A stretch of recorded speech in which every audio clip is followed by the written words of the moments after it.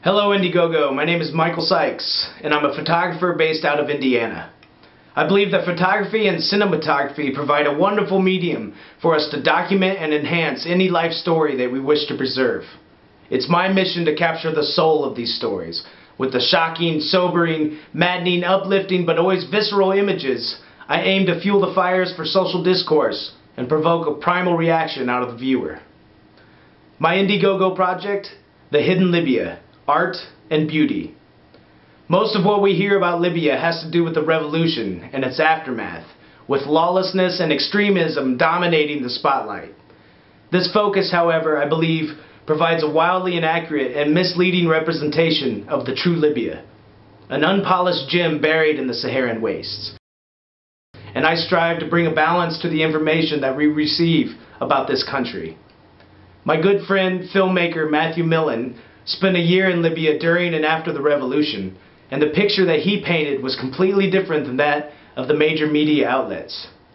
He returned with footage and stories of the people of Libya that truly intrigued me.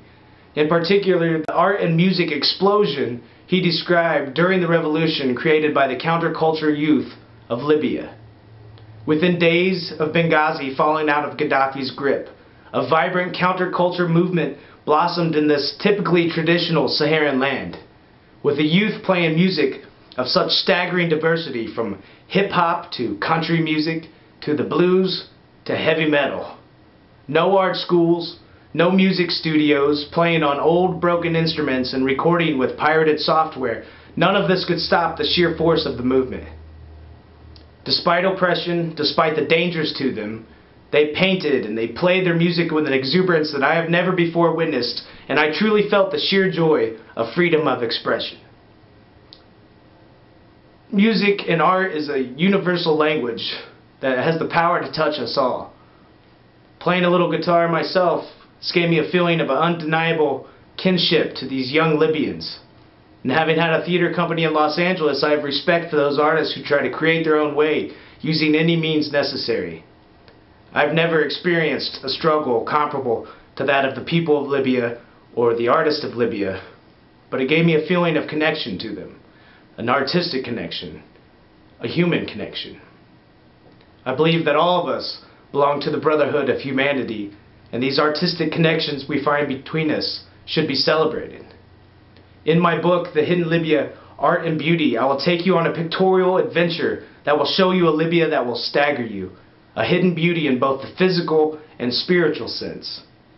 I will seek out these bands in Benghazi that I've heard on the demo CD my friend gave me, those who led the counterculture explosion, and I will capture the essence of their movement through images.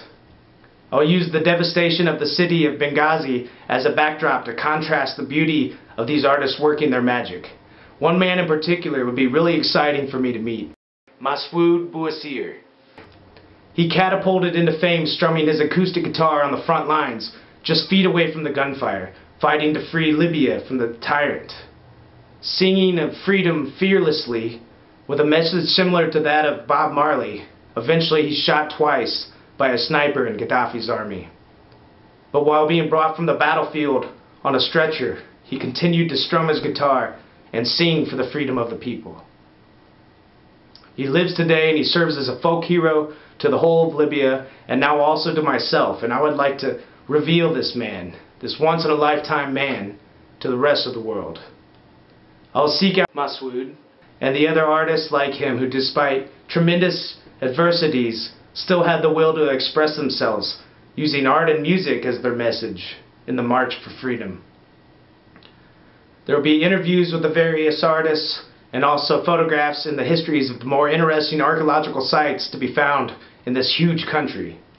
You will learn of the peoples who have populated Libya since the age of the heroes and revel in the awe-inspiring remains that they've left behind. In the forgotten south, you'll see some of the oldest rock carvings in human history. In Saharan, take in the Temple of Zeus, or the rich archaeological treasures of Sabratha. Left behind by the Romans and the Greeks, some of these sites date back to BC times, and being out of reach from most tourists, these are some of the least disturbed and least documented ruins to be found in North Africa. The photos and histories will be added to my book, and I'll also complete a wall calendar featuring the ancient ruins of Libya to be given as a gift to donors and to anybody else who would enjoy having one. I hope to surprise people with the beauty of Libya's landscape and its art while revealing the counterculture youth of Libya. The hidden Libya art and beauty will encapsulate all that makes this revolution-ravaged country so very special. You will certainly see a Libya that you did not know existed. Of course, I want to do this to try and better myself, to gain recognition as a photographer, but the chance to help a country and the people of that country be seen in a more true light is much more meaningful for me. I have the will to find these artists, to discover who they are and who has inspired them in their lives, where they see the future of their Libya going. So if you can, people of Indiegogo, please help me find the way to Libya, and we can make this happen. Thank you.